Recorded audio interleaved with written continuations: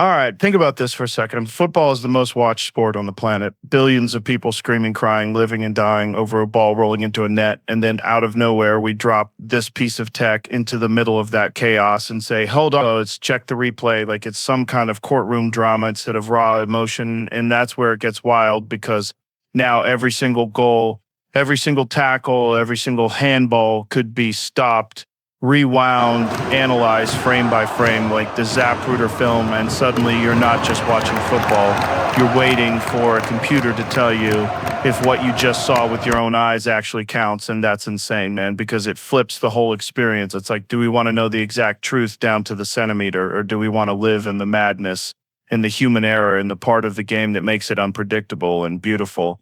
And that's why this whole VR debate is so damn fascinating, because it's not just about football. It's about passion versus precision, chaos versus control. And you can feel fans all over the world divided. Some love it, some hate it, some don't even know how to feel anymore. But one thing's for sure, it's changing the game forever. And we got to figure out whether it's saving football or killing its soul. All right, man, here's the thing about this whole accuracy versus emotion debate when it comes to VR, because on paper it sounds amazing, right? Like, let's get every call right. Let's remove the mistake. Let's make the game fair. And sure, I get that. Nobody wants to lose a Champions League final because some ref missed an offside by half a foot. But at the same time, what football has always been about is that raw, unfiltered emotional chaos, the kind of thing where a striker bangs in a goal from 30 yards and the entire stadium explodes in a split second. People are hugging strangers, beer flying in the air, players piling on top of each other, and now what do we have? A goal goes in and everybody just freezes. They're looking at the ref, they're waiting for some dude in a box with 15 monitors to draw lines on a screen, and the passion gets sucked right out of it, like you've literally trained players and fans to hold back their celebration. And that's crazy, because the most magical part of football is that spontaneous eruption of joy, and instead it's replaced by 30 seconds of silence, confusion. Maybe a goal chalked off, maybe not, but either way, that moment's gone forever. It doesn't come back, and you can't measure that in stats or data because emotion doesn't work that way. It's visceral, it's in your gut, it's primal, and I think that's why people are so divided on this because, yeah, VR makes the game more accurate technically, but in doing so, it makes it less human, less connected to the passion that made people fall in love with it in the first place. And the crazy part is you can't have both, man. It's like a trade-off. Either you embrace the chaos and accept the mistakes as part of the story, or you strip that away and settle for this clinical version of football that's technically more correct, but emotionally way flatter. The whole thing with VR and the flow of the game is wild, man, because football has always been this beautiful continuous rhythm, like a living organism where every pass, every run, every tackle blends into the next, and the magic of it is how it just keeps moving. You don't get timeouts like in American football or long pauses like in baseball. It's 90 minutes of tension building and break air, and then VR comes in, and suddenly you've got this stop-start situation where the ref has his finger to his ear. Players are standing around, fans are holding their breath, and the whole vibe just collapses. It's like you're watching this amazing movie with perfect pacing, and then someone keeps hitting the pause button every 10 minutes, and you can feel the energy die out in the stadium. You can feel players getting cold. You can even see some of them lose their focus because they've been standing around waiting for a guy in a booth to make a decision. And the weird part is sometimes the check doesn't even lead to anything. Like, they'll spend 2 minutes reviewing and then say play, and everyone's like, dude, what was the point of that? And when you think about how football is marketed, it's this free-flowing, fast, emotional roller coaster. But VR makes it clunky, it messes with momentum, and momentum is everything in sports. You know this. When a team is pressing hard, crowd is roaring, and suddenly there's a break for a VR review. It's like pulling the plug on all that electricity, and sure, it's about getting things right.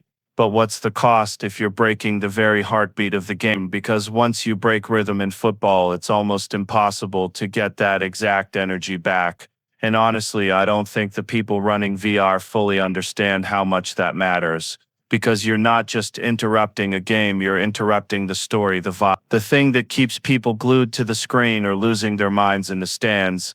And when you slow that down, you're not just checking a decision, you're sucking the soul out of the moment. Here's the crazy part about VR that nobody wants to admit. Human error never left the building, it just moved from the grass to the control room.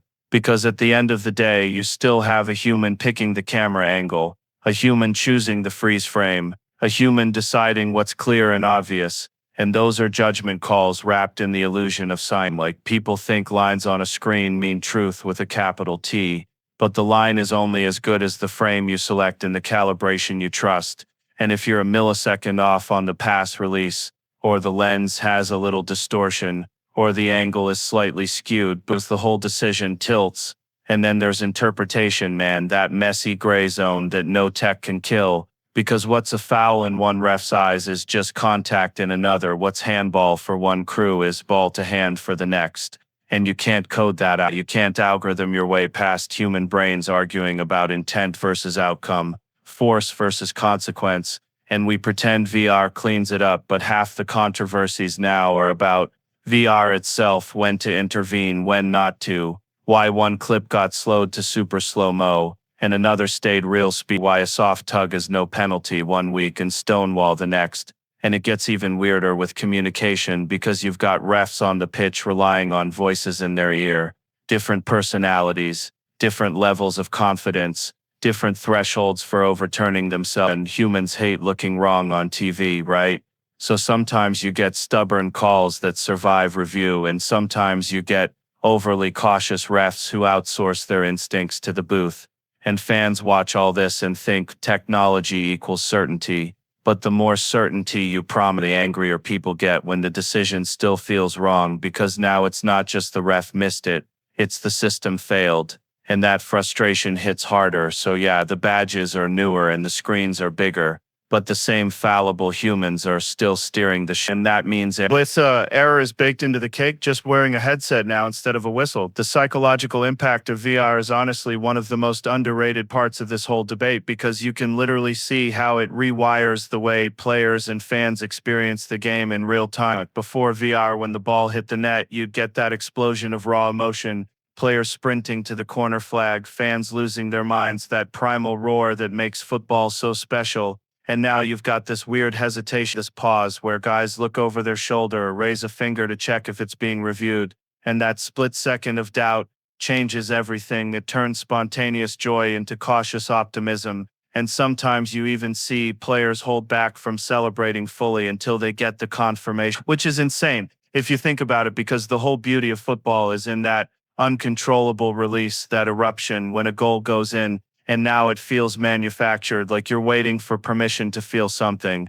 And that bleeds into the fans too, because in the stands, people used to hug strangers, spill beer, scream their lungs out the second the ball crossed the line. And now you get this awkward half celebration, people glancing at the big screen, waiting for some dude in a booth to say yes or no. And that kills the vibe. It's like trying to dance to a song that keeps skipping. Your body wants to go all in, but your brain is holding you back, and over time that chips away at the connection. It conditions fans to be more skeptical, less emotional, and even the players talk about how mentally draining it is to have a huge moment snatched away minutes later, how you can lose rhythm because of the waiting, and psychologically that builds frustration, anxiety, mistrust in the system. And the irony is, football is supposed to be about passion, that raw instinct that connects millions of people. But when you insert doubt into those peak emotional moments, you're not just altering the game physically, you're messing with the human psyche. You're changing the way players and fans process joy, anger, and heartbreak. And that's way deeper than just a review system.